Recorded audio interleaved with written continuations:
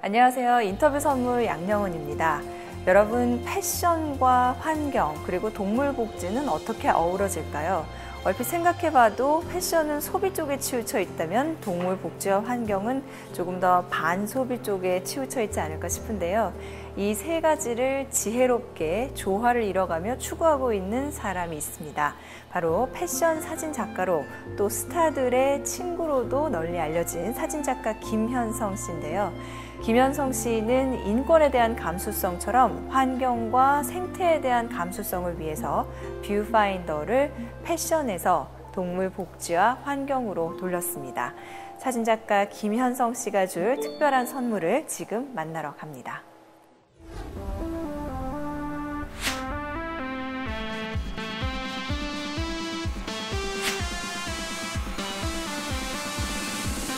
강아지까지 같이 인터뷰에 참여하게 된 건 처음인데요. 비관적이고요. 시니컬하고요. 사람들도 되게 싫어하고요. 감사합니다. 시간을 내주셔서. 조금 특이한 잡지라서 매월 호마다 연예인분들이 이렇게 뭐 표지 모델 어떻게 섭외하시는 거예요? 그래서 섭외는 그렇게 어려움을 겪은 적은 없어요. 와, 네. 진짜 부럽습니다. 제 자식처럼 키우게 된 아이가 그 먹물이랑 방식이거든요. 전으로 해서 죽고 되게 힘들었었거든요. 선물이네요. 그 친구들이 그렇죠? 주고 간. 그럼요. 그렇죠. 예. 누가 입은 옷이다. 누가 들은 가방이다. 소위 말해서 그 완판 뭐 이런 말 하잖아요. 집에서 아무것도 안 하고 가만히 있는 거 제일 좋아하거든요. 사진 카메라를 대하는 우리들의 자세? 예, 사랑이 묻어나는 배어나오고. 사진. 예. 당장 한번 해봐야겠네요. 네.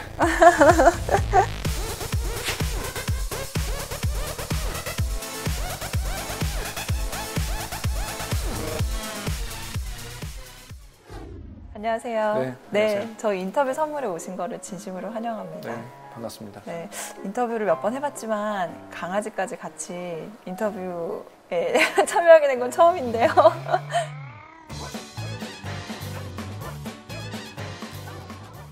아직까지 김현성 작가님을 모르는 분들을 위해서 한번 소개를 부탁드려도 될까요? 워낙에 하시는 일이 많아서 네. 제가 어떻게 소개를 드리는 게 가장 적합할지. 원래는 패션 사진 찍는 그렇죠. 직업을 네, 가지고 있고 그렇게 한 해야죠.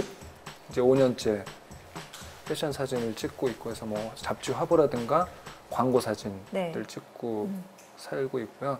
2009년에 그 오보이라고 하는 잡지를 창간을 해서 조금 특이한 잡지라서 관심을 가져주시는 것 같아요. 특이한 잡지라고 네. 말씀하셨잖아요. 네.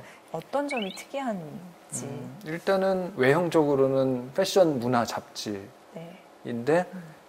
그 잡지를 만든 취지 자체가 목적이 동물 복지랑 환경에 대해서 얘기하는 잡지거든요. 네. 어떻게 보면은 패션이라는 게 되게 소비 지향적이고 그 사람들한테 최신 유행에 대해서 얘기하고 콘텐츠도 이제 뭐 그런 문화적인 것을 다루는 건데 그 저변에 이제 약간 그 동물 복지나 환경에 대해서 얘기하니까 어떻게 보면 좀 약간 반대되는 개념의 그렇죠. 약간 상반되는 얘기를 것처럼. 상반된 개념으로 있는 거기 때문에 그게 좀 특이하다고 생각하시는 것 같아요. 저는 사실 제 입장에서는 단 한 번도 그게 어떤 뭐 좀 상반된다거나 아니면은 좀 모순이 있다거나라고 생각한 적은 없어요. 원래 제가 그 의도가 그런 거기 때문에 네. 뭐 소비가 불가피하지만 하려면은 좀 현명한 소비를 하자라고 얘기하는 거거든요. 그래서 소비를 하되 좀 더 현명하고 네. 멋있는 소비를 하면은 우리한테도 좋고 환경에도 좋고 동물들도 좀 덜 고통받는다라는 취지거든요. 그래서 그런 취지로 만든 잡지이기 때문에 독자들도 처음에는 조금 낯설어하고 왜 패션 잡지에서 뭐 동물 복지에 대해서 얘기를 하냐 네. 모순 아니냐라고 생각을 하시는데 읽다 보면은 이제 그게 이제 모순이 아니라 이런 의도가 있었구나라는 거를 알게 되시는 것 같더라고요. 그리고 진짜 또 특이한 거는 이름을 짚지 않고 넘어갈 네네. 수가 없는데요. 예. 이게 오보이는 정말 특이해요. 네. 직접 지으신 거예요? 예, 쉽고 짧은 이름으로 일단 짓자라는 생각을 하다가 나온 이름이고요. 뭐 굳이 뭐 이유를 뭐 붙이자면은 우리나라의 그 여성 그 어린 여자친구들을 위한 걸 잡지들은 네, 몇 개 있는데 네, 그렇죠. 보이 잡지는 없거든요. 그래서 이제 사람들이 봤을 때 이거 뭐 보이 잡지인가 하는 어떤 호기심을 좀 불러일으키고 싶어서 만든 이름이고 또 이제 굳이 이제 그런 어떤 의미를 갖다 붙이자면은 오보이가 어떤 감탄사잖아요. 네, 근데 네. 감탄사인데 어떤 굳이 이렇게 긍정적인 감탄사는 아니고 약간 뭔가 뜻밖의 상황에 좀 놀랐을 때 나오는 감탄사인데 지금 어떤 환경이나 동물복지나 지구의 상황에 대한 감탄사라고 생각하시면 될 것 같아요. 그래서 아 이거 이대로는 안 되겠다. 예, 그래서 뭔가 좀 고쳐야 되지 않겠냐라는 의미에서 예 나온 이름인 것 같아요. 그렇구나. 그러면 이것도 그냥 이거 갑자기 보면서 든 생각인데 이렇게 지금 여기도 보면은 거의 뭐 요즘에 인기의 절정을 달리고 있는 연예인인 송중기 씨도 있고 이렇게 항상 매 월호마다 연예인분들이 이렇게 뭐 표지 모델 또 아내도 많이 나오시는데 어떻게 섭외하신 거예요? 일단은 제가 그냥 혼자 책 만든다고 막 좌충우돌하고 왔다 갔다 하니까 그냥 좀 특이하다고 생각하시는 것 같아요, 다들. 그리고 어떤 이런 환경이나 동물 복지에 대해서 확실하게 얘기하는 잡지는 없잖아요. 근데 어떤 이런 취지가 되게 좋다고 공감을 많이 해주시는 것 같고요. 그래서 섭외에는 그렇게 큰 어려움은 한 번도 없었고요. 그러면 친분이나 아니면 때로는 부탁 아닌가요? 아니면 그쪽에서 알아서 혹시 같이 작업을 하자라고 먼저 그런 경우가 되게 많아요. 그러니까 친분 이제 초기에는 제가 이제 친한 친구들이랑 같이 찍자고 해서 많이 찍었는데 그 이후에는 제가 이제 모르는 친구들도 동물을 좋아하는 친구라든가 뭔가 좀 이렇게 오보이의 어떤 취지에 공감하는 그분들이 뭐 본인이 직접 연락 온 경우도 있고요. 아니면 회사나 주변 이제 사람들 통해서 이렇게 뭐 오보이 한번 화보 찍었으면 좋겠다라고 연락 오신 분들도 많고. 그래서 섭외는 그렇게 어려움을 겪은 적은 없어요. 와, 진짜 부럽습니다. 패션 사진 작가를 하시다가 이렇게 동물과 환경을 생각하며 나오시게 된 그런 철학의 변화랄까요? 그 목적의식이 생기게 된 계기나 분명한 시점이 있나요? 네. 제가 키우던 강아지들 때문에 계기가 직접적인 계기가 된 거고요. 지금은 이제 2008년에 죽은 아이들 2마리 때문에 먹물이랑 밤식이라는 애들인데요. 제가 처음으로 이제 98년에 결혼을 하면서 제 자식처럼 키우게 된 아이가 그 먹물이랑 밤식이거든요. 그 아이들을 새끼 때부터 데리고 와서 항상 같이 생활하고 그런 식으로 이렇게 살다가 그 아이들이 2008년 전후로 해서 죽고 되게 힘들었었거든요.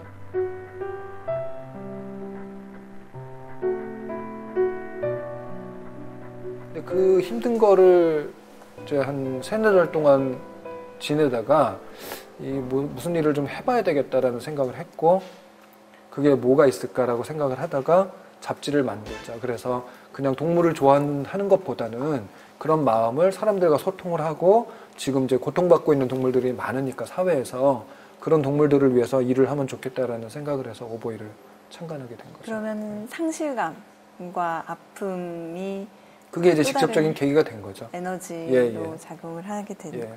그렇구나. 선물이네요. 그 친구들이 그렇죠. 주고 간. 그럼요. 그렇죠. 지금 이 친구는 또 어떤 친구인지. 사실 그 아이들 가고 나서는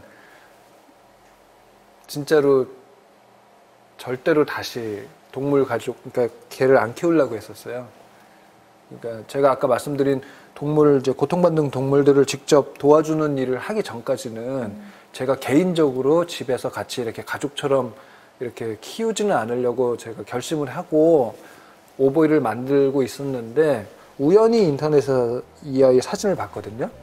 얘가 이제 저기 고속버스 터미널에 박스 안에 이렇게 넣어져가지고 누군가 버려진 아이였는데 그 사진을 봤는데 딱 보는 순간 그냥 데리고 와야 되겠다라는 생각을 했었고 그 순간에 이제 그냥 포기를 했고 그 동물을 안 키우겠다는 생각은 그래서 이제 다시 제 가족이 된 거죠.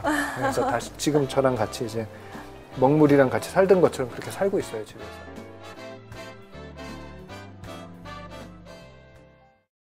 쓰셨던 내용 중에 동물을 사랑하는 사람들에 의해서 오히려 동물 학대가 더 저질러지고 있다. 그 시각도 굉장히 참신했어요.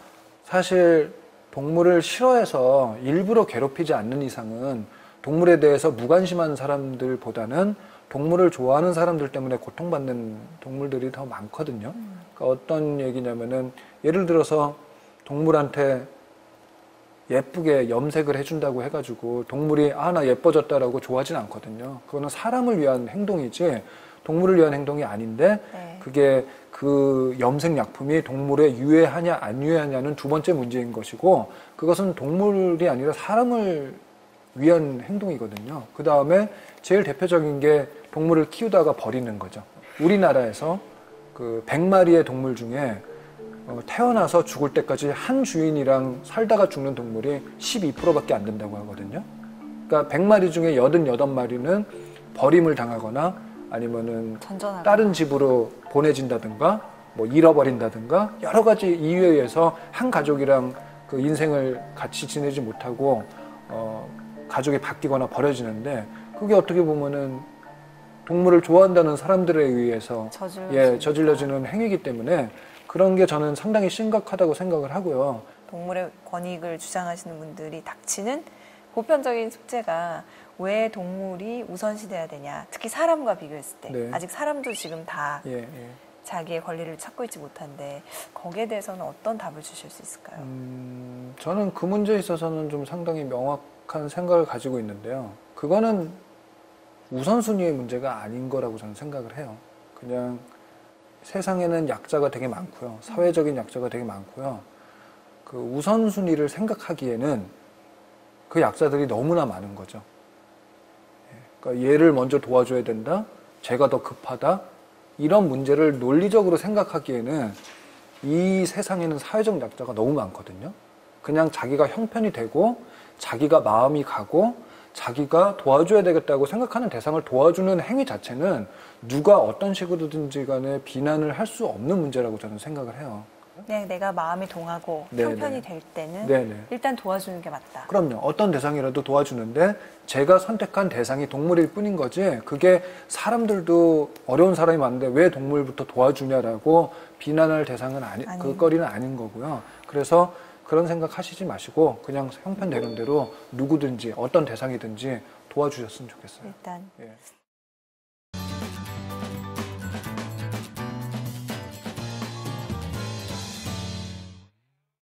기억에 남는 기사가 소비와 관련된 기사였어요. 그러니까 현명한 소비고 오래가는 소비고 착한 소비고 그래서 뭐 몇 가지 이렇게 추려가지고 해주셨던. 근데 그런 그 생각하시는 소비에 대한 얘기 아까도 잠시 해주셨지만 소비에 대한 철학을 좀 공유해 주실 수 있는지요? 지금 기업들이 제품을 만들어서 빨리빨리 만들어서 빨리 팔고 또 빨리 버리게 만들고 또 사게 만들어야지 유지가 되는 구조로 지금 돼 있는 것 같아요. 전 세계적으로. 소비를 안 하고 살 수는 없는 거기 때문에 소비를 해야 되지만 예를 들어서 그런 거죠. 그러니까 그 셔츠를 하나 사도 유행을 타지 않고 언제 입어도 그렇게 촌스럽지 않은 그런 디자인의 옷을 하나 튼튼한 옷을 하나 사서 뭐 몇십 년 동안 입을 수도 있는 거거든요. 근데 그 뭐 기술이 떨어져서 금방 떨어지는 건 아니거든요, 옷이. 그다음에 뭐 자동차도 그렇고 모든 물건들이 그런 건데 사람들은 이제 빨리 진료하고 또 매체들이나 어떤 그 기업들은 또 유행 타는 물건을 많이 만들어서 바로 전 시즌의 옷만 입어도 촌스럽게 느껴지도록 하는 것 같아요. 쉽게 말씀드려서 누가 입은 옷이다. 누가 들은 가방이다. 소위 말해서 그 완판 뭐 이런 말을 하잖아요. 저는 그 완판녀 뭐 이런 말 되게 좀 싫어하거든요.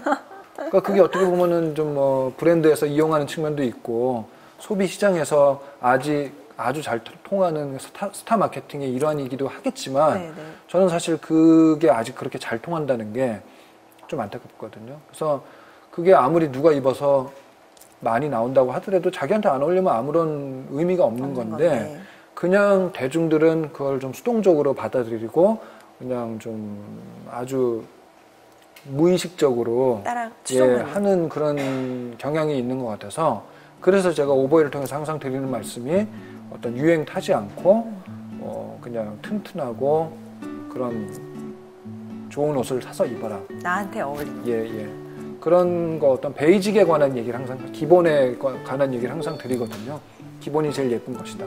그린보이에서 얘기한 슬로우 라이프를 과연 마음은 있어도 예. 이게 워낙에 저희가 사는 속도가 있기 때문에 삶의 예. 속도가 있어서 예. 쉽지 않거든요. 실행에 옮기기에. 근데 어떻게 옮길 수 있는지 아니면 어떻게 옮기고 계신지 뭐 일상을 나눠주셔도 좋고 한번 말씀해 주세요. 그러니까 지금 현대 사회가 되게 각박하게 막 바쁘게 돌아가기 때문에 휴대폰이 새로 나오면 빨리 사야 되고 네. 빨리 사가지고 얼리 어답터가 돼서 빨리빨리 해야 되고 사람도 해야 예, 그걸 안 하면은 불안하고 이런 성향들이 다들 있는 것 같은데 저는 지금은 이제 스마트폰을 바로 얼마 전에 바꿨는데요.